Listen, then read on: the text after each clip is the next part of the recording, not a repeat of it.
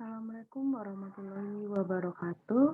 Perkenalkan, saya Dewi Sekar Kencono dan Ibu Ati Septiwinarti dari Departemen Government Affairs Administration Universitas Muhammadiyah Yogyakarta. Pada hari ini kami akan menyampaikan presentasi tentang pemanfaatan barang bekas sebagai alat peraga edukasi ramah lingkungan pada sekolah PAUD di Kota Yogyakarta.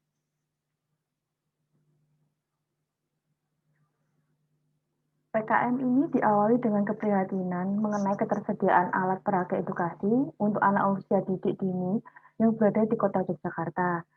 Hal ini disebabkan karena rendahnya sumbangan dan kemampuan untuk membayar sekolah yang mengakibatkan fasilitas dalam pembelajaran itu sangat minim. Selain itu juga adanya keterbatasan kreativitas yang dimiliki oleh para guru sehingga inovasi yang dilakukan itu juga sangat terbatas. Yang ketiga, banyak barang bekas yang masih bisa digunakan tetapi tidak didaya gunakan. Hal ini mengakibatkan banyak barang-barang yang terbuang sehingga uh, melak, uh, di tempat pembuangan akhir atau tempat pembuangan sampah itu kita melihat banyak barang-barang yang semestinya masih bisa kita gunakan atau kita bisa melakukan kreativitas di dalamnya, tetapi tetap tidak bisa kita gunakan karena hanya dianggap sebagai barang sampah saja. Nah, yang terakhir adalah keadaan saat ini di mana pandemi COVID sedang melanda kita di berbagai negara di belahan dunia, sehingga anak-anak dipaksa lebih baik belajar di rumah dan bermain di rumah dengan pengawasan orang tua. Nah, berawal dari hal ini, tentunya kita sebagai orang tua, sebagai pendidik merasa bahwa dengan keterbatasan alat peraga ini akan mengakibatkan eh, pembelajaran yang diterima oleh anak-anak kita eh, mengalami mengalami kemunduran. Selain itu juga alat peraga edukasi merupakan salah satu media yang digunakan untuk mendukung adanya perkembangan panca indera psikomotorik, afektif, perasaan, serta kemampuan komunikasi pada anak-anak yang sedang melakukan eksplor tentang dirinya, terutama anak-anak di usia di bawah usia sekolah dasar. Nah, berawal dari inilah saya dan Bu Ati eh, melakukan pengabdian kepada masyarakat dengan harapan terselesaikannya masalah ini tadi. Nah, eh, permasalahan yang dihadapi mitra kami adalah Paguyuban PAUD Kota Yogyakarta, di mana eh, yang akan permasalahan yang dihadapi yang akan diselesaikan harapannya antara lain yaitu pertama keterbatasan keberadaan alat peraga edukasi. Di sini yang kita utamakan adalah alat edukasi dalam ya, karena saat ini kita sedang mengalami pandemik yang kemudian eh, lebih baik semua aktivitas dilakukan dari dalam rumah. Yang kedua adalah keterbatasan dan minimnya kreativitas dalam membuat alat peraga edukasi, sehingga proses pembelajaran menjadi kurang berkembang dan monoton.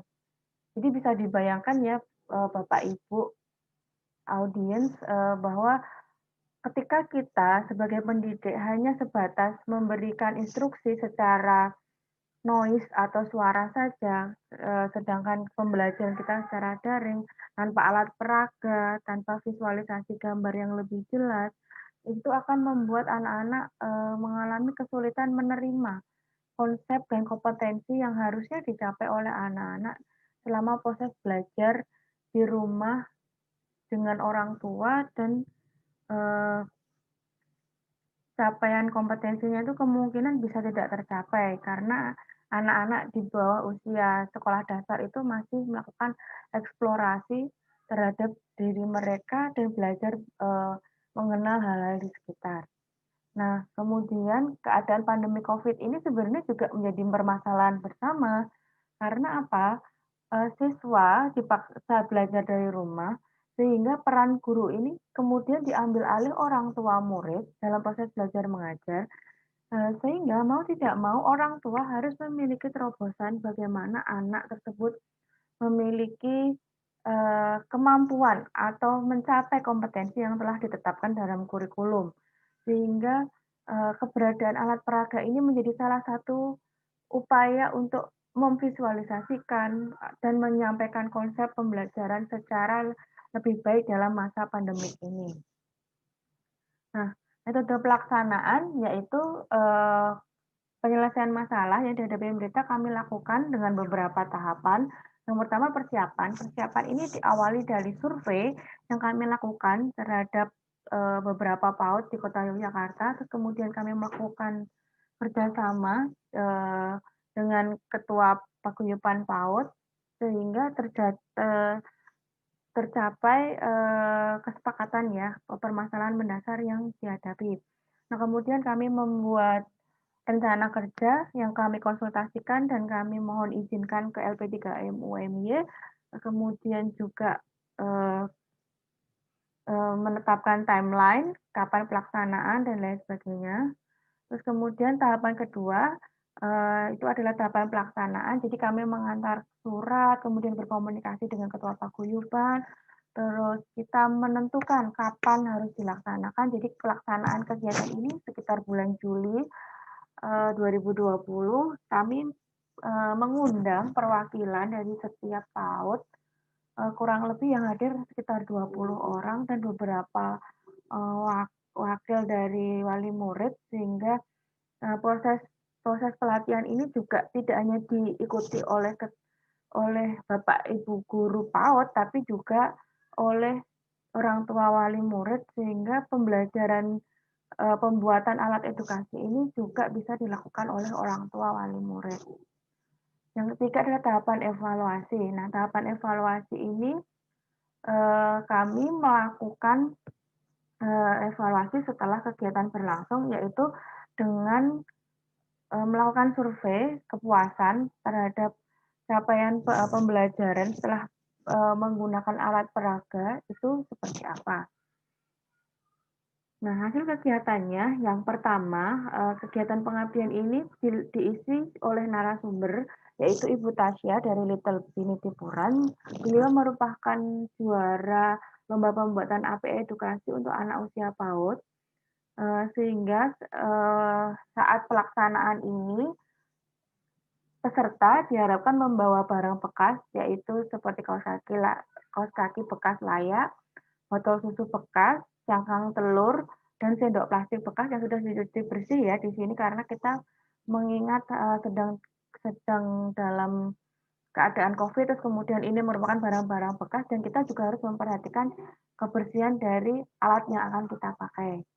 Nah, kemudian, dalam kegiatan ini kami menentukan tema, dalam pembuatan APE, yaitu yang pertama adalah pembuatan boneka kaos kaki, yang kedua adalah pembuatan peraga hewan, yang ketiga adalah pembuatan peraga transportasi. Nah, pemilihan tema sendiri memiliki tujuan di sini ya. Yang pertama adalah tema boneka kaos kaki, yang digunakan untuk menjadi peraga manusia dan hewan. Jadi, kita membuat boneka kaos kaki ini bisa dibentuk dengan, menjadi, manusia atau hewan, sehingga ini mempermudah visualisasi gambaran dalam komunikasi memperagakan cerita atau, konsep yang akan disampaikan oleh guru atau maupun orang tua yang memberikan pembelajaran di rumah. Tujuannya seperti itu.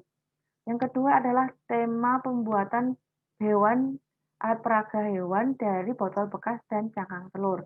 Nah, tema ini dipilih karena mengajarkan kreativitas mewarnai dan menempel pada anak, sehingga merangsang anak untuk lebih kreatif dengan memadu padankan warna dalam pembuatan aplikasi pembuatan ini. Jadi, ada proses mewarnai, jadi anak-anak bisa memilih warna, menentukan bagian mana saja yang akan diwarnai, terus sembari itu bisa diselipkan cerita dan dongeng bagaimana proses perkembangbiakan atau tumbuh kembang hewan yang sedang dibuat secara, bersama-sama antara guru atau orang tua bersama dengan anak didik atau anak. Yang ketiga adalah tema tentang alat peraga transportasi. Tema ini dipilih untuk menjelaskan alat transportasi yang digunakan sehari-hari, sehingga anak-anak mengetahui bahwa alat transportasi ini bisa kita gunakan, terus kemudian bagaimana pergerakannya, terus, bagaimana juga alat ini digunakan, terus, kesulitan dalam menggunakan alat alat transportasi ini. Nah, selain itu juga, kegiatan dari workshop ini membuat, eee, guru atau orang tua murid ini menjadi lebih terampil dan inovatif dalam menggunakan alat-alat yang tersedia atau bahan-bahan yang tersedia di sekitarnya, sehingga orang tua menjadi lebih kreatif dan, eee, lebih edukatif menurut saya ya, untuk melakukan proses belajar mengajar di rumah maupun secara daring. Nah, ini beberapa dokumentasi kegiatan ya, yang gambar pertama adalah Bu Tasya sebagai narasumber memberikan, penjelasan seperti alat-alat apa saja yang akan digunakan sebagai bahan pendukung dalam penggunaan alat peraga dari barang bekas. Yang kemudian gambar kedua merupakan sosialisasi tahapan pembuatan alat peraga edukasi. Jadi kami memberikan leaflet, tahapan-tahapan apa saja yang perlu diperhatikan dari 3 tema yang telah kami tentukan tadi. Terus kemudian ini adalah beberapa gambar saat pembuatan alat peraga edukasi. Yang pertama adalah pembuatan boneka kaos kaki, di mana, kita masih memerlukan alat-alat bantu seperti untuk menghias ya, seperti benang, terus ada, manik-manik, lem tembak, pita, terus kemudian mata mata imitasi, gunting, dan dakron dan berbagai macam desain untuk meng-create boneka tersebut. Nah, kemudian yang kedua adalah pembuatan perangkat transportasi pesawat, di mana ini menggunakan sendok sendok makan bekas plastik, yang dipadupadankan dengan kertas, pita, dan benang untuk sebagai peraga, meluncurkan pesawat ya, di sini. Nah, kemudian di sini ada dokumentasi kegiatannya, yaitu peraga pembuatan, peraga hewan ayam dan sapi. Jadi di sini, kepala kepala sapinya itu kita warnai sendiri, jadi ada proses menggunting, ada coloring. Nah, selain itu juga, ada proses pewarnaan pada botol dan menempel untuk membuat kaki hewan. Nah, yang bawah adalah proses pembuatan, ayam di mana, ini menggunakan cangkang telur bekas ya, jadi telurnya sudah, digunakan, kemudian cangkangnya kita cuci bersih dengan sabun, kita menggunakan kapas, terus kemudian bulu-bulu ayam, terus juga sedotan serta lem ya, kita perlukan dalam pembuatan itu. Nah, ini hasil karya ibu-ibu yang mengikuti workshop kurang lebih. Jadi ada 4 barang yang sudah beliau-beliau ini pelajari dalam proses workshop. Nah, hasilnya, kesimpulannya adalah pertama, program pengabdian kepada masyarakat dengan pelatihan pembuatan alat peraga edukasi pada anak peserta PAUD menjawab keterbatasan alat peraga edukasi yang dimiliki oleh penyelenggara PAUD. Jadi, kami tujuan pertamanya adalah, ya tadi, menjawab keterbatasan alat peraga edukasi dalam ya, yang digunakan dalam penyelenggaraan proses pendidikan anak usia dini. Yang kedua, melalui PKM ini menjadi solusi secara mandiri dalam upaya menyampaikan proses pembelajaran kepada peserta didik. Karena apa?